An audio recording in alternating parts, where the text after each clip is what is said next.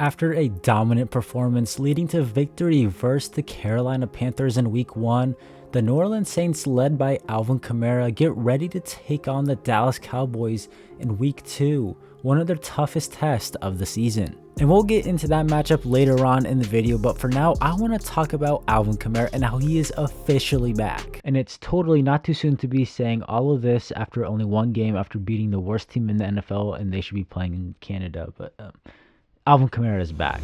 Not only is Alvin Kamara back, but he's happy. He's smiling again. We haven't seen this dude this happy since Christmas Day of 2020. Almost 4 years, we haven't seen Alvin Kamara this happy.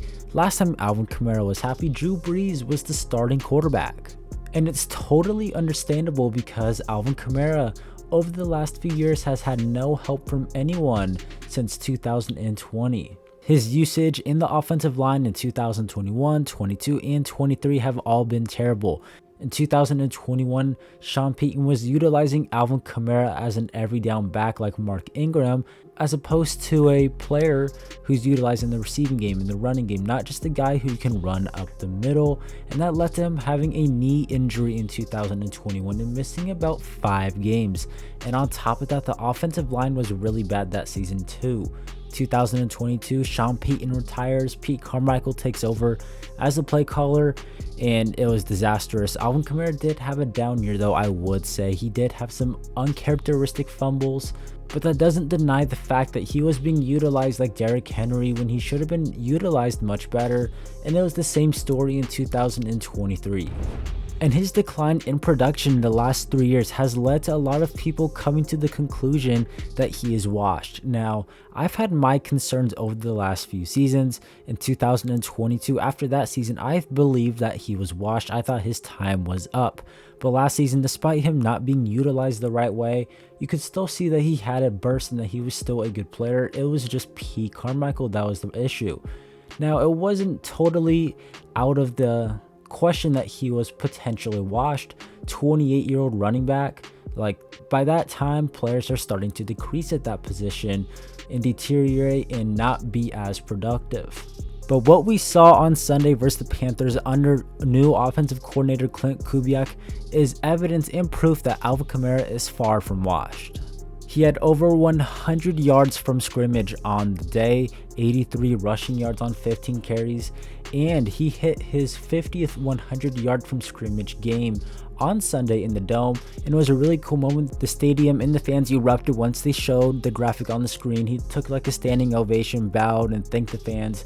Really cool moment between Alvin Kamara and the city. And among active players in the NFL, only Christian McCaffrey has more games with 100 yards from scrimmage than Alvin Kamara, so he's in good company. He's now finally being utilized the way he's supposed to. Proof that this is the same old Alvin.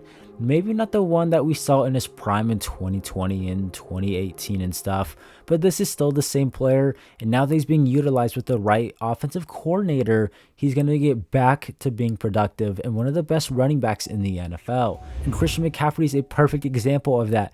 The dude did not look very good in Carolina his last few seasons. Unproductive, he was decent, but you could definitely tell that something was off. Gets traded to San Francisco and becomes the offensive player of the year. Proof that it is more than just a running back.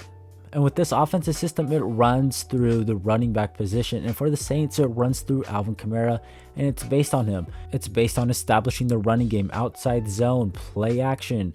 And we saw that on display Sunday. The very first play of the game was a 9-yard run by Alvin Kamara. Establishing the run is how the system is going to be productive. And even post-game, Dennis Allen said something pretty similar.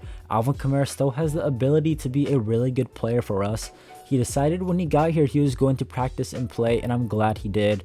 It's been really good. And head coach Dennis Allen was not the only one with high praise for running back Alvin Kamara, who is by far probably the player of the game for the Saints on Sunday, helping establish the run, helping kick off the 2024 season. But Derek Carr also had some high praise for Alvin Kamara. When Carr was asked about the number 3, number 4 wide receiver position, he mentioned A.T. Perry and Cedric Wilson. Also had some nice words for Foster Morel, but he also said you can never forget about Alvin Kamara. You know, we talk about all those guys being wide receiver 3, number 4, but I'm telling you, Alvin Kamara is on a mission. And I agree that Alvin Kamara is on a mission to prove that he is still that dude. Last season, Alvin Kamara was very vocal about his frustrations with the play calling and how he kind of wanted change.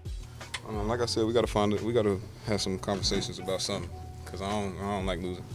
But you could tell that he wasn't happy. He was tired of losing. He was tired of being used like Derrick Henry. And now he's got his wish. Now he has Klint Kubiak, probably one of the best offensive coordinator hires this offseason. And Alvin Kamara is truly happy. Post-game, he was saying how Klint Kubiak was locked in. He loves that how he told him before the game he's going to give him the ball and trust in him to make plays. He also mentioned that that's why you make change for. You make change to improve. And that's exactly what the offense did. The offense looked way more improved, more play action, more motion, better running lanes. It is really everything we could have hoped for. And a cool little story some of you may not know about is that when Klint Kubiak was first hired, he flew out to Idaho or Utah to meet with Taysom Hill, tell him how important he was. But Alvin Kamara, who spent most of the offseason in like Africa and Europe and stuff like that, he actually flew into New Orleans to meet with Klint Kubiak, have meetings with him, and just talk about football and game planning. So it's pretty clear that Kamara was pretty happy with the hire, and I'm sure Kubiak is happy to have a guy like Alvin Kamara to base this system and scheme off of. I mean, the two just go hand in hand. Look at the screenshot of this freaking lane for Alvin Kamara to run through. I mean, no one in New Orleans has seen a hole that big since Zion. Never mind, forget about that. But look at this lane. I can guarantee you there's probably been very few of these kind of lanes for Alvin Kamara to run through over the last few seasons. And let me remind you that 3 of the 5 offensive linemen starting for the Saints were not starting for them last season. Fuaga's a rookie, Penning was benched, and Lucas Patrick was on the Bears last season. So 3 new offensive linemen, new scheme, new everything, and Kamara has running lanes. More evidence that Pete Carmichael is probably going to the deepest depths of hell for what he did to this team the last 2 seasons and possibly ruined Alvin Kamara's chances of getting into the Hall of Fame. On Sunday, Alvin Kamara averaged 2.9 yards before contact against the Panthers. In the last 41 games, he's only been able to do that 8 times. Thank you, Klint Kubiak, because what the hell was this Sean Payton Pete Carmichael scheme doing to him this last 3 years? He also averaged 5.5 yards per carry. That was his highest yards per carry average since Christmas Day 2020 when he scored 6 touchdowns. And another pretty cool stat, or interesting stat I should say, is he had 2 runs of 15 plus yards on Sunday. He had a total of 6 runs of 15 or more yards in each of the last 3 seasons. So it's crazy how much a difference one single person can make. Now, may I remind you that Alvin Kamara has been in the middle of contract negotiations basically since February, but it came more into the light come June when he held out in minicamp looking for a new contract extension. On the last day of minicamp, he walked out, and it became a question of whether or not he was going to show up for training camp. But he ended up showing up, but the signs that he is gone after the season continue to pop up as he put up his new house for sale, which was built in 2022, and now he's living with Matt Bowers, I'm assuming for free. The signs are pointing towards him not being with the Saints after 2024. In postgame, Alvin Kamara sent a message to the city and the fans, a heartfelt message at that. He said he loves the city is family to him, he loves the people, and he wants to be with the Saints. And when he says that, he means it. He said he's not worried about the contract, he's here to play, and he feels like if he was to hold out, he'd be doing the fans a disservice because of how much they've supported him over the years. This quote right here is just proof that Alvin Kamara is the face of the franchise, heart of the city, face of the team. Like literally, he is a representation of Saints fans. Now, recently, contract negotiations for Kamara and the Saints have gone nowhere, and before the season started up, Kamara said he's done talking about it, he just wants to go out and play, and he's not going to talk about it until after the season. He could have easily pulled a Jamar Chase, hold out all of camp, maybe hold out for games, say he got an illness, or say he got sick, or has a back tightness, but no, he's not doing that. He's playing. He said himself he's not going to do that. That would hurt the team, the city, the fans, and he's not going to do that to people who have supported him, and he's not going to do that to his teammates. And even Dennis Allen mentioned that Kamara has been outstanding during the process of the contract negotiation period. He's been a real pro about handling his business and focusing on things that only he can control. Now, I say all of this to basically say the Saints need to pay Alvin Kamara. Like, we saw it Sunday, he's officially back. He's being utilized the right way. He's running outside. He's involved in the passing game.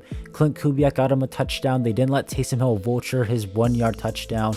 After he got them downfield, you could tell Kamara is happy. He wants to be here. Give him the extension. The offensive system runs through him. He's the identity of the offense. He's a leader on the team, even though for some reason he wasn't voted a team captain. The city loves him. The city's got his back. And when you look at the running back room, Jamal Williams, I don't think is going to do anything significant. Jordan Mims, I don't think is a starter. Kendra Miller is on IR.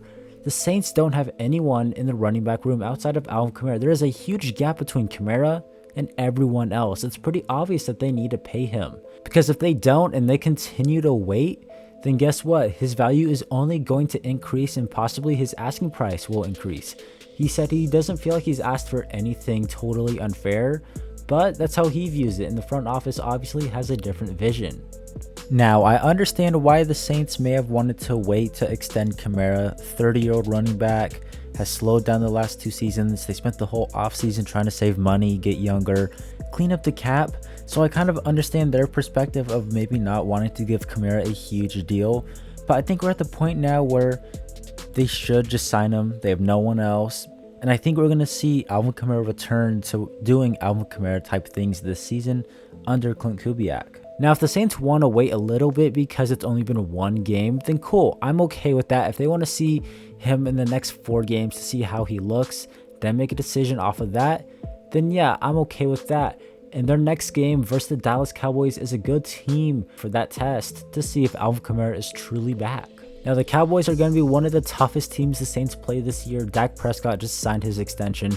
He's a good quarterback. They have a decent offensive line. CeeDee Lamb is a freaking baller. He's a stud. Marshawn Lattimore is injured. So what are they going to do if Lattimore is not playing? Also, their starting defense and Micah Parsons, DeMarcus Lawrence, and Eric Kendricks, these guys were swarming Deshaun Watson on Sunday. What are the Saints going to do to stop them? Because it's one thing to stop a Panthers front that has 2 good players, but what are you going to do versus the Cowboys who have 3 great players on the defensive line? That's a matchup we're going to have to watch out for. And in the NFL preview games, everyone picked the Dallas Cowboys to win. And this game will truly show whether or not the Saints are a good team or a bad team. Subscribe to my channel, Cash Sports, for more daily NFL content. Have a good one. Peace.